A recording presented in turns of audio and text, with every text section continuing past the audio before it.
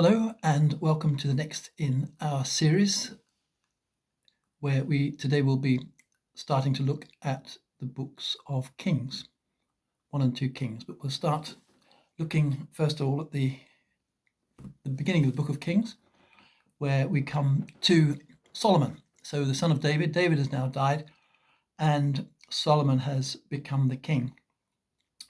So 1 Kings opens then with Israel at the height of its power.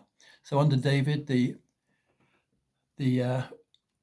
rule has extended throughout all the tribes of Israel and beyond. And the book of 2 Kings ends with the exile and the ruin of the nation. So between the opening and the ending, you've got the nation going from the height of its power down to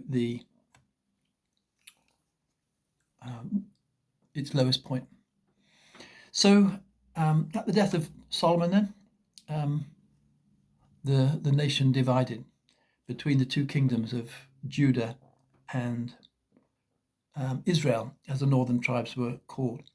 And at the end of the book of Kings, we have Samaria as the capital of Israel, the tribes of Israel, and Jerusalem as the capital of Judah. But 1 King starts off with Israel in at its height.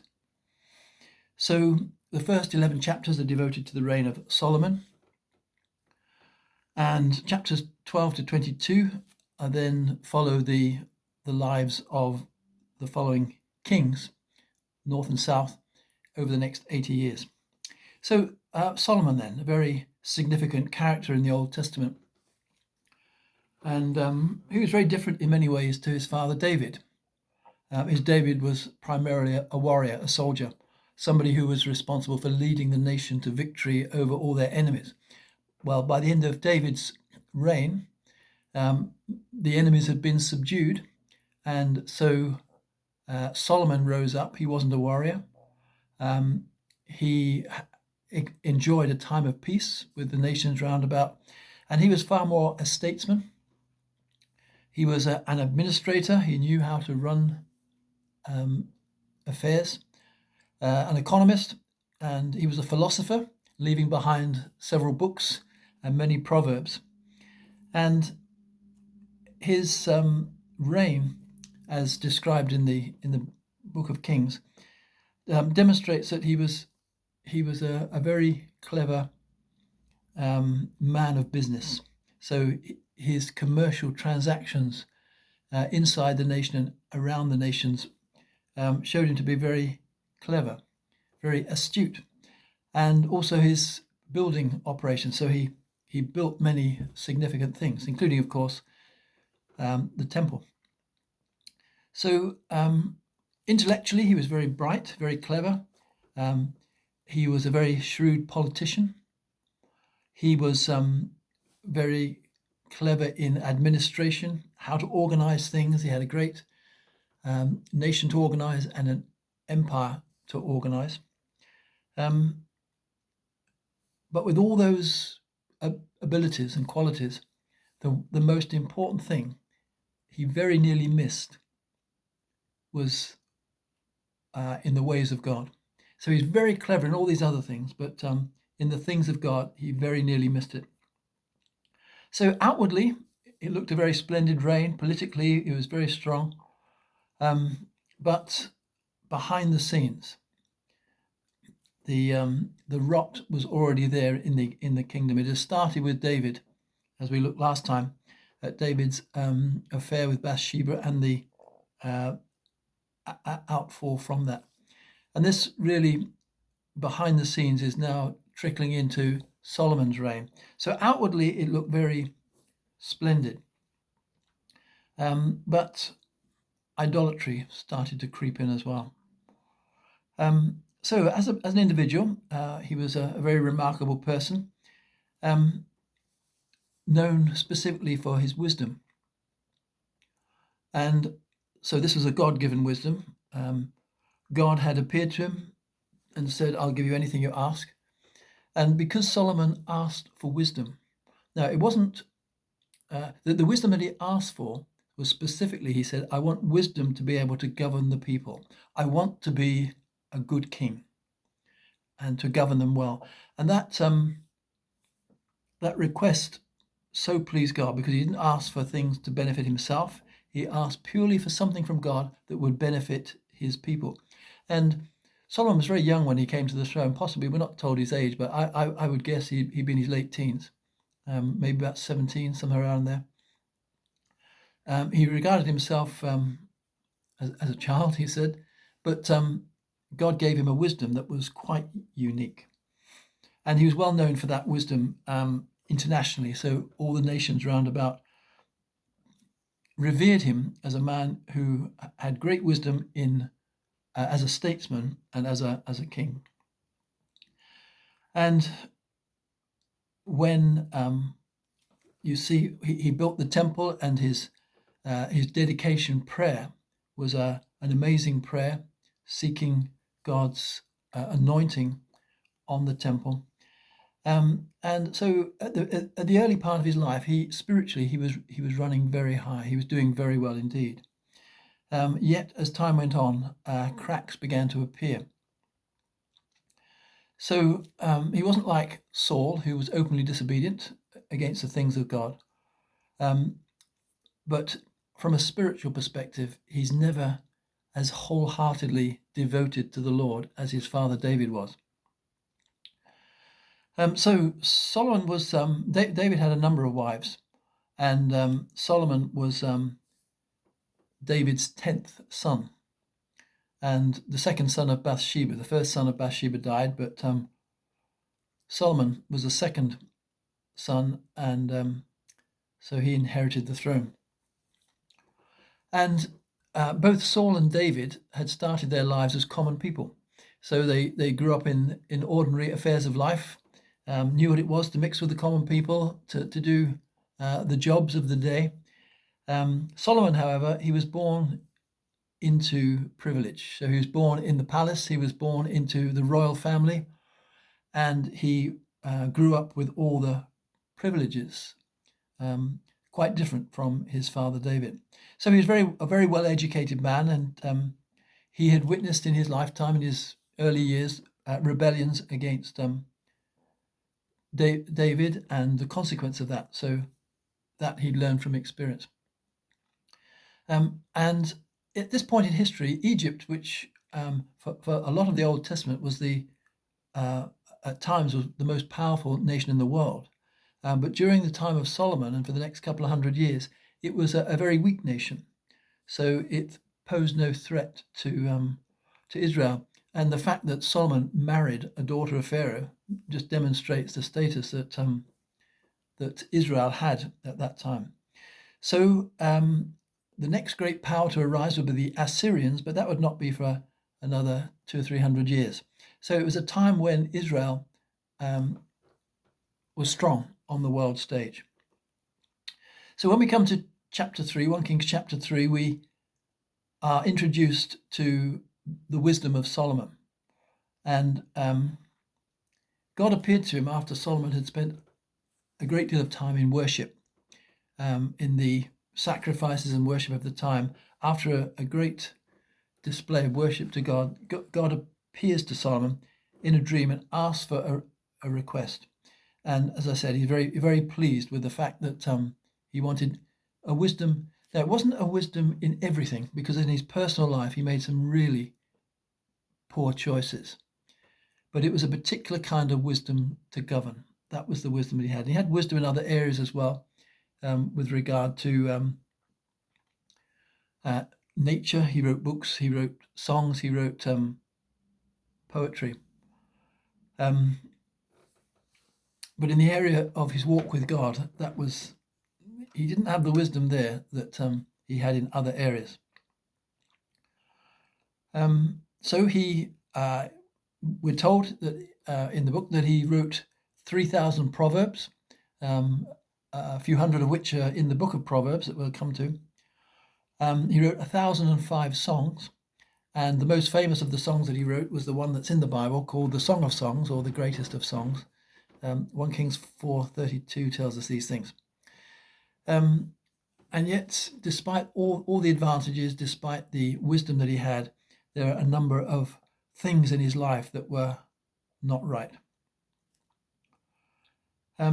So, as I said, he was living in a time of peace all around. David had defeated the enemies.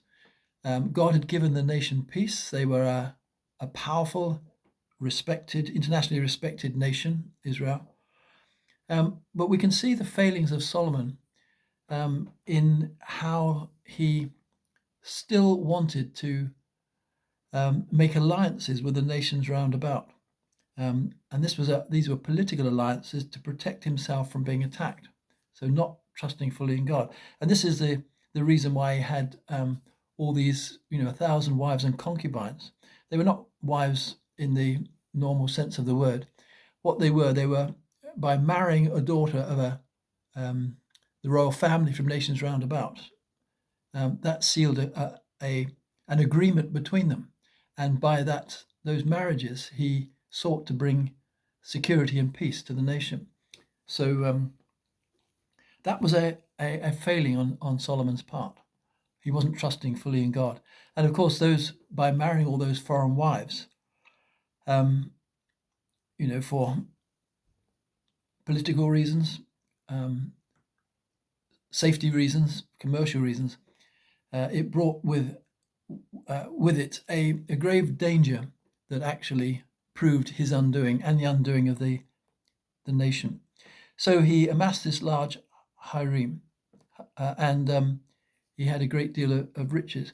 But in the book of Deuteronomy, chapter 17, verse 17, when God was foreseeing the time in the nation when a king would come, these were things that God said don't do for the king. So, don't amass great wealth, don't amass many horses and chariots, don't marry foreign wives, because the foreign wives worship foreign gods, and that would prove to be the undoing. So he was politically expedient, but it was contrary to God's word. And so we're told then that these wives, of whom there were many, pressurized him into building shrines for their own gods, the gods that they worshipped. And he gave into that. So 1 Kings 11, 1-13. And as a consequence, then, his heart was turned from the true worship of the true God to allowing the worship of these pagan gods in his kingdom, doing evil in God's sight. Now, God appeared to him on more than one occasion and told him not to go after other gods. But the pressure from all his wives caused him not to heed the word of God. And so at the end, as a consequence, we're told, because of his disobedience, at the end of his reign, God was going to tear the kingdom in half, just leave his Solomon's descendants with one tribe, the tribe of Judah, and the 10 other tribes would have a different king. So Judah and Benjamin tended to stay together. And so that was a direct consequence. God kept the dynasty in Judah for the sake of David, his covenant with David, that a descendant of David would remain on the throne of Judah, up until, of course, the coming of Jesus. So he had great outward strengths, but inwardly, spiritually, there are many weaknesses. So we read in the Bible then about his great building program. So primarily he built the temple. That was the most significant building. David had prepared all the groundwork. David had wanted to build the temple, but God had said no, because God said, David, you're a man of blood, you're a man of warfare. So you won't build it. But David provided all the plans, the Holy Spirit inspired plans for the temple, and he provided all the gold, the silver, the brass, the iron, the wood, everything that was needed for the building of the temple. David had prepared for Solomon. And the area where it was going to be was the threshing floor of Araunah in Jerusalem, which is a high place. We know that because it was a threshing floor. The purpose of threshing was to throw the wheat up into the air and or to separate the wheat from the chaff rather, and then the winnowing of throwing it up in the air to separate, for the wind to separate the chaff. And Jewish tradition tells us that it was the place where Abraham offered up Isaac when God told him to offer up Isaac.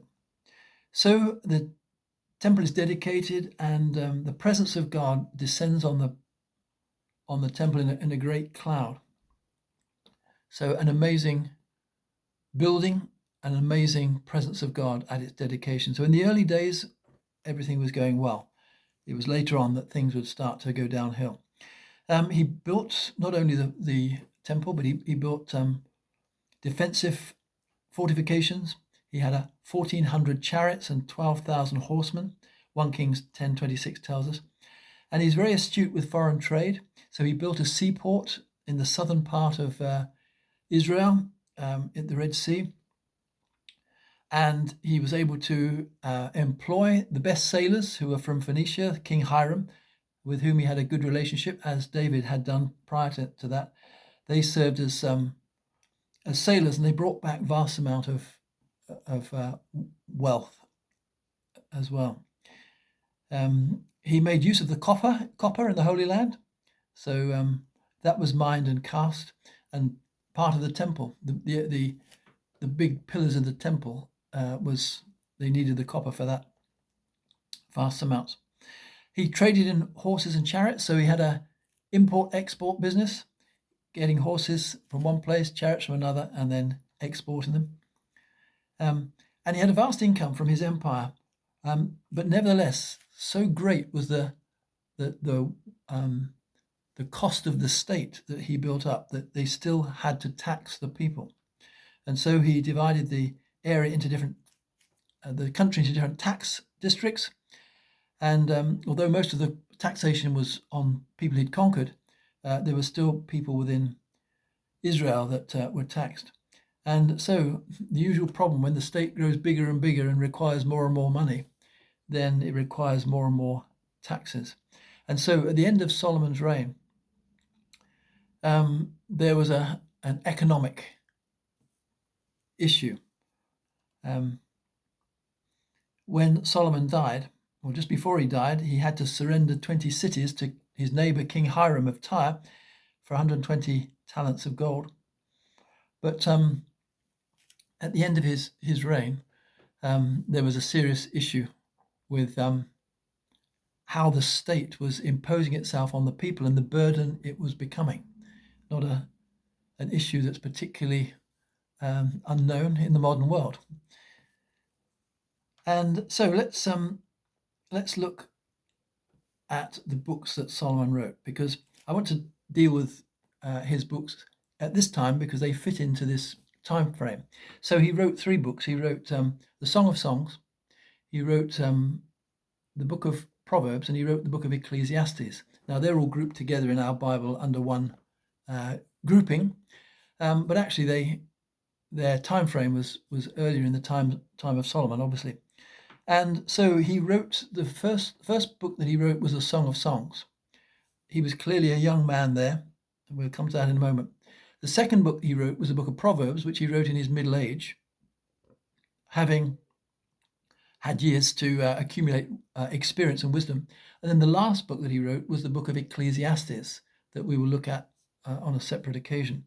But let's come to the 2 books that he wrote, first of all, the first 2 books that he wrote. So the first one is the Song of Songs. Now, this is different from other books in the Bible. It's obviously written in poetry. It's a song.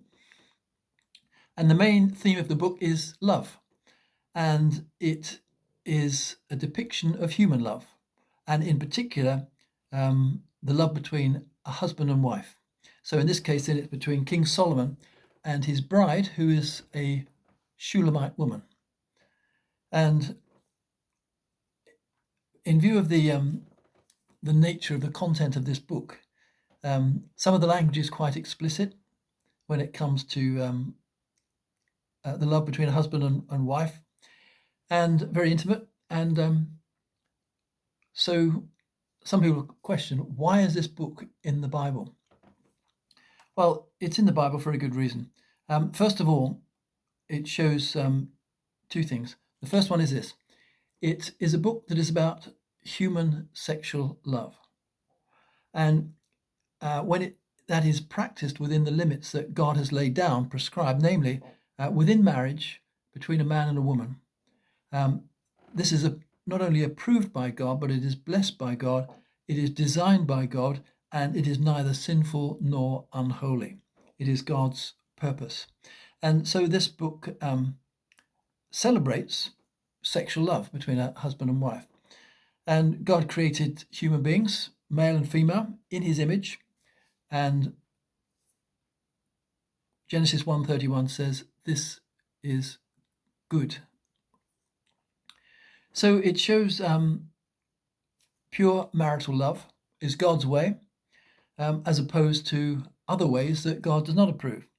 So what is not approved by God is, first of all, sexual love outside of marriage. And we see that also in the New Testament. So 1 Corinthians chapter 5, 1 to 5, chapter 6, 13, chapter 8 and 18 to 20. But also it shows that that those who condemn marriage or condemn sexual love within marriage are equally wrong. So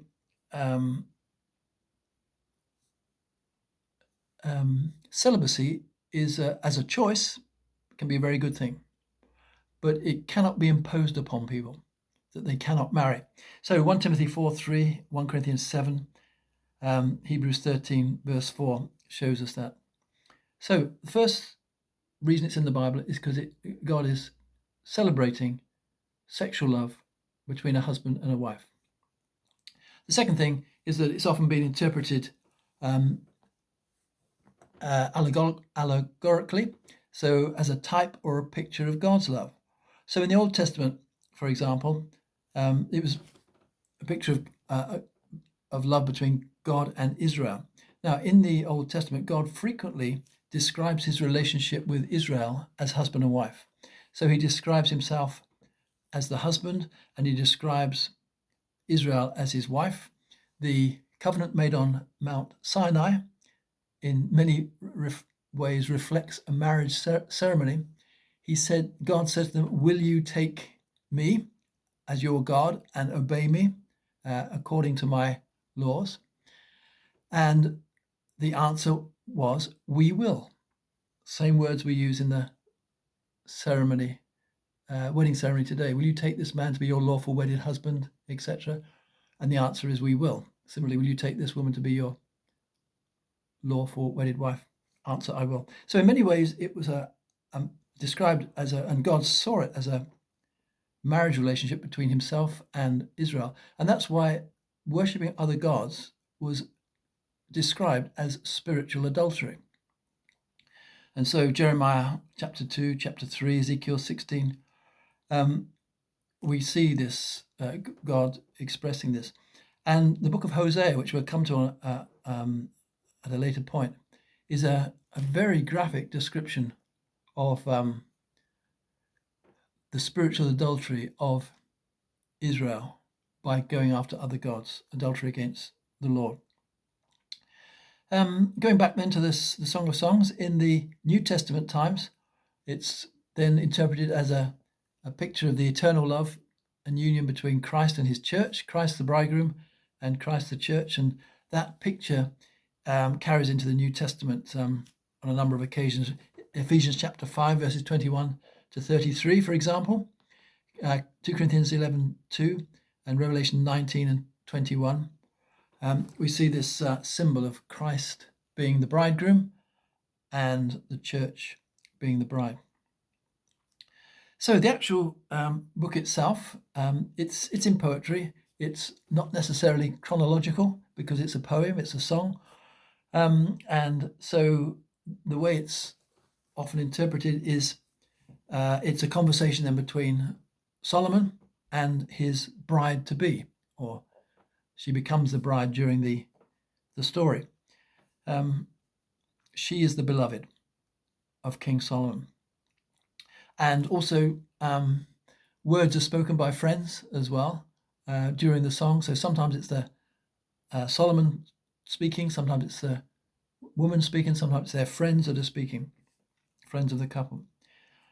The best description I've aware of explaining that I've heard was by David Pawson, who says that he sees that what's going on in this story is this, that Solomon lives in Jerusalem, the king, he lives in Jerusalem, which is in the south of the country. But up in the north, around Galilee area, he has vineyards and allotments and, areas of land. And he goes up, he takes a break from Jerusalem, he goes up to the north where he meets this Shulamite woman who also has some land there. She tells us that her brothers bully her, and she's made to work out in the vineyards and in the open fields all day. She's very heavily tanned from working outside, but she's very beautiful. And Solomon falls in love with her. He doesn't tell her who he is. She just knows him as the man who's on holiday, as it were. And they have this relationship. And then he says, well, I need to go now. I need to go away. But I'm going to come back again. And so there is this implication that he's going to come back and marry her. She doesn't know who he is at this point. And in the meantime, while she's waiting, she starts to have dreams about him coming and then disappearing, and she's getting very fraught. Was this a union that is really going to take place? And then at some point in the story, she sees the King Solomon coming with his carriage and with his soldiers, and he's coming over the horizon. He comes to her and he collects her, takes her back to Jerusalem, makes her his bride. And that's the picture that he sees woven through the story there. Well, it makes a lot of sense that way. So the book is told, obviously, in a lot of poetic symbols. And it's an Eastern story. It's an Eastern book. It's an Eastern way of describing things. And some of it may sound strange to modern ears. So, for example, in chapter 4, when he's describing his bride, he uses expressions that perhaps we wouldn't use, but obviously very meaningful to them at the time. So he describes her, for example, how beautiful you are, my darling. Your eyes behind your veil are doves. Your hair is like a flock of goats descending from Mount Gilead. Your teeth are like a flock of sheep just shorn, coming from the washing. Obviously, agricultural descriptions there. Very white teeth. Hair probably black and wavy. So looking at goats from a distance, seeing them come down the mountain and just moving around like the wavy hair. They were great compliments. So that's the story. Then written early in his life, when he was a young man. There's an outline of the book there that I've put in the notes for those who may be interested to see who is talking at what points. So from the Hebrew, apparently you can tell whether it's male or female talking, or and so in the notes there's a list of who is talking at what point that maybe helps make sense of the book. So that was written in his early life. Then in his middle ages, the middle years of his life, the next book that he wrote was the book of Proverbs. So let's turn to the book of Proverbs. So you've got Psalms and you've got Proverbs. Psalms are a guide for devotional life. So you read the Psalms for devotional works to God. But the Proverbs are a guide for practical life. Now, we have Proverbs in our own language, of course, and a proverb is something that's applicable in a particular situation. And sometimes you can have proverbs that are seemingly completely contradictory, and yet, if we understand they're proverbs, we understand what that means. So, for example, in Proverbs chapter 26, verses 4 and 5, you've got two proverbs, one after the other. So one says, "Do not answer a fool according to his folly." and you will be like him yourself. The next verse says, answer a fool according to his folly, or he will be wise in his own eyes. So people could look at that and say, well, those two verses completely contradict each other, until you remember these are proverbs. And so what it means, in one situation, one proverb is true. In another situation, the other proverb is true. So, for example, in our English proverbs, we have the proverb, too many cooks spoil the broth. But we also have a proverb that says, many hands make light work. So seemingly they're contradictory, but we understand in one situation, you need a lot of people to help. In another situation, if you've got too many people, they just get in the way. But similarly, we understand when we understand a proverb, then we need to read the proverbs as proverbs.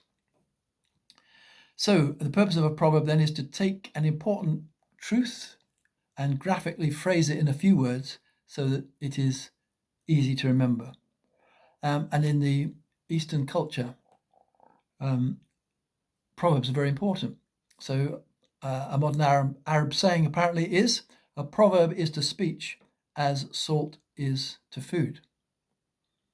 So proverbs can be very helpful just to remember.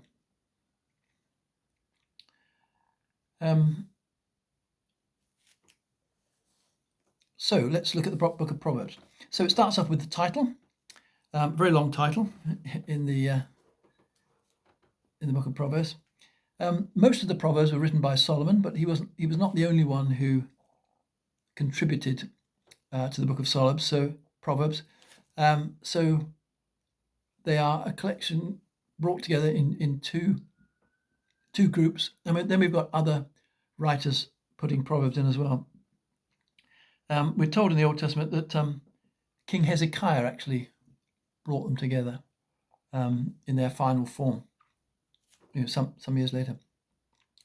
So verses 1 to 7 is the title then.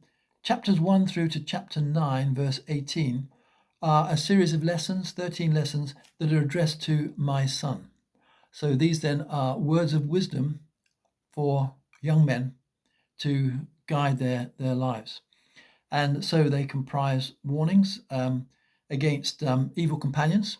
So make sure you don't mix with people who are going to corrupt you in your life. And that includes warning against rejecting wisdom. Now, wisdom is a theme that runs through the book of Proverbs. Wisdom is the application of knowledge. Be wise.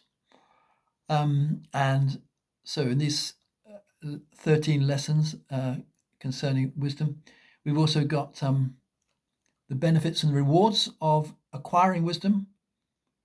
We've got the delight that follows from gaining wisdom, and the observation that wisdom brings peace and blessing. If you know how to live your life wisely, then that will guide you into peace and blessing. So further instructions: avoid evil, guard your heart and mouth. The instructions to the young men are warning against adultery. Don't go down that route. Don't act foolishly. Don't get into sexual immorality. So these are a series of instructions for bringing up young men, also applicable, of course, to women. In chapter 8, we've got the call of wisdom, and here we see wisdom is personified, and so it's as though wisdom were a person. It's talking, of course, symbolically, but some people see a reference to Christ here, who is the wisdom of God, 1 Corinthians 1:24. Not 100% sure of that is the case, but some people see that. And then there's a summary of those lessons in chapter 9. Then we go on to the Proverbs of Solomon, chapter 10 to chapter 22. There's 374 Proverbs, and this is the largest group of Proverbs.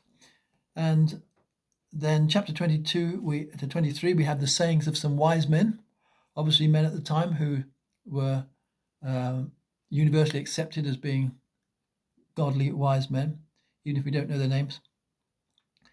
Then there's a second collection of Solomon's Proverbs, chapter 25 to 29. And here's where we're told they were collected by Hezekiah. And then towards the end, chapter 30, we've got the sayings of Agur, or Agur. Nobody knows who he was, but obviously, as I say, he was accepted at the time as being someone of wisdom and spiritually wise. And then chapter 31, we've got the sayings of King Lemuel. Similarly, don't know who he is, but he made the contribution there. And then the last part, of course, chapter 31, verse 10 onwards, is a very well-known passage, and it is a wonderful description of a godly woman. So the perfect wife, I guess, in this description. So she's described in many ways. She's described as a good woman. She's described as someone who works hard. She runs her own business. And her behavior is good and noble. She's a good wife. So in the Bible, the wife's role is to come alongside the husband. I think the word helper in the book of Genesis is not particularly so accurate. It gives the idea that she's there to help him, whereas I think the meaning more is one who comes alongside to work together. And so she seeks her husband's good. So she always puts his interests first, as of course he should always put her interests first. So, when we come to the book of Ephesians, chapter 5, we have those principles of the godly couple, where the husband loves his wife as Christ loved the church. In other words, puts her interests first, and she obeys her husband. In other words, putting his interests first. And so as a consequence, there should be a perfect equality, which God always intended, where the two work together with a common vision, a common goal, in two different roles, but working together, supporting one another in that common vision. So as the good wife, she seeks her husband's good. She keeps his confidence, so she never runs him down in front of other people, and she doesn't break confidences. Similarly, these work both ways. He should never do that to her either. She aids his prosperity. She helps him in that. She's a good mother. She clothes her family wisely. She feeds her household well. She shops sensibly. That's a good one. And she's a good neighbor, by which she helps the poor. She uplifts the needy, speaks graciously. She's of great value, and she's praised by all. Now, you can take that passage. It's in the Old Testament, but it is a very wonderful description of a godly woman, isn't it? From a Christian point of view as well. And so she's praised. And as you go through the book of Proverbs, there are a number of themes that run through it. So we've got the wise man and the fool. That's a common theme. So a wise man is somebody who fears God. Proverbs 9:10. The fool in the Bible is someone who rejects God. So that's always the case. The fool says it in his heart, there is no God. So in the Bible, the fool is someone who says there's no God. So the wise and the fool. So the one who accepts God, the one who doesn't. So chapter 1, verse 29, the fool rejects God, rejects instruction, chapter 15, 5 and 12. And Jesus used the same expression in the Sermon on the Mount, Matthew 7, 24 to 27. The fool is someone who doesn't trust in God. Then the second theme that runs through is the sluggard. God doesn't like lazy people. We're not designed to be lazy. We're designed to be productive. There are different ways we can do that, and at different seasons in our life as well. But the sluggard is someone, the lazy person is someone who's full of excuses for not working. So he says, well, there might be a lion in the street, so I can't go out and do work. He's soft and self-indulgent. Oh, it's too cold to work today, can't do that. He lacks foresight, and he suffers for it because he doesn't accumulate what he needs for his for his own well-being. And the ant is set up as an example of how to go about your life. So the diligent ant. The next theme that runs through quite a lot is the theme of the problem of poverty. So poverty robs a man of dignity and self-respect. So God has a lot to say in the Bible about poverty and the need to help. But on the other hand, if you go to the other extreme, wealth has its dangers. So because a wealthy person can be tempted to forget God. And so in the Proverbs then, the best solution is to be somewhere between the two. So chapter 30, verse 8 and 9. Let me just read that one.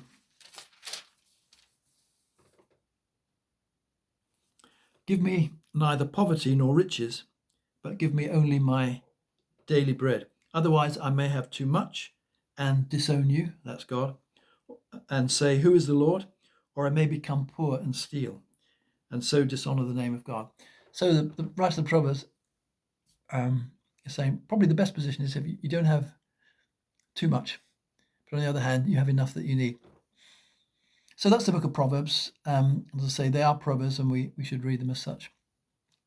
So just saying a little bit more about Solomon. So Solomon then was engaged, going back to his life and his kingship, he was engaged in a lot of business enterprises, as I've mentioned, and his wisdom was cemented right at the beginning of his ministry.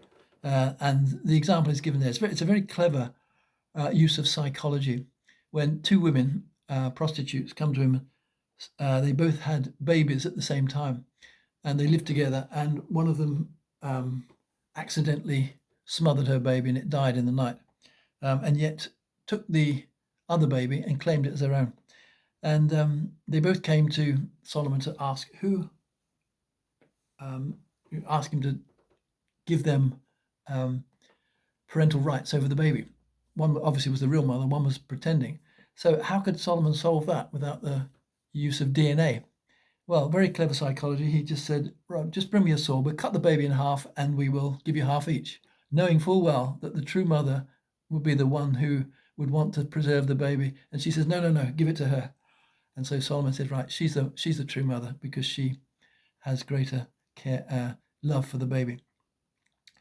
So remember, he was also not only king, but he was the judge, because in those days the king was the ultimate judge, Lord Chief Justice, as we would say.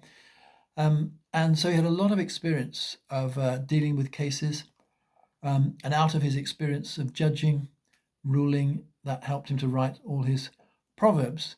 And he had a great insight into human experiences and a very good judge of human nature. So coupled with his business acumen, he was able to prosper.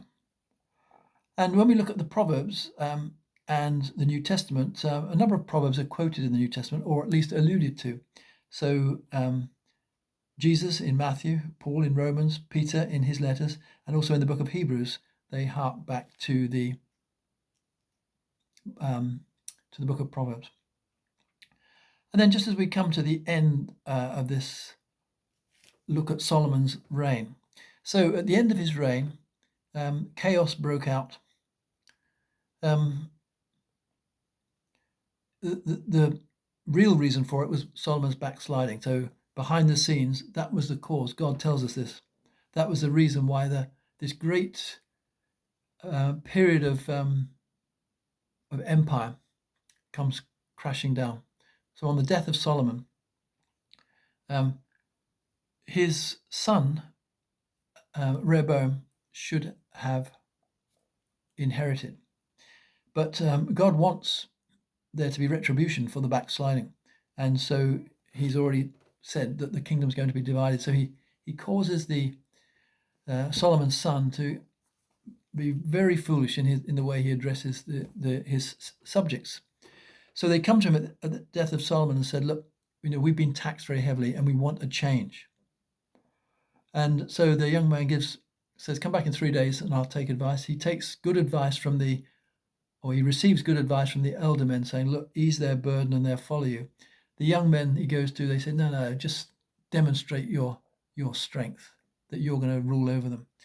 And so he gives a very foolish answer, saying that he's not going to use their burden. And so 10 tribes say, right then, if that's the case, we're not going to have you as our king. And so they broke off from Judah and became a separate kingdom. And so from then onwards, we have the two rival kingdoms. In Jerusalem, it's always a descendant of David that's on the throne, because God has promised that. In Israel, so the northern 10 tribes take the name of Israel, they appoint their own kings, appoint their own priests, appoint their own means of sacrifice, and there's often civil war between the north and the south in the years that follow.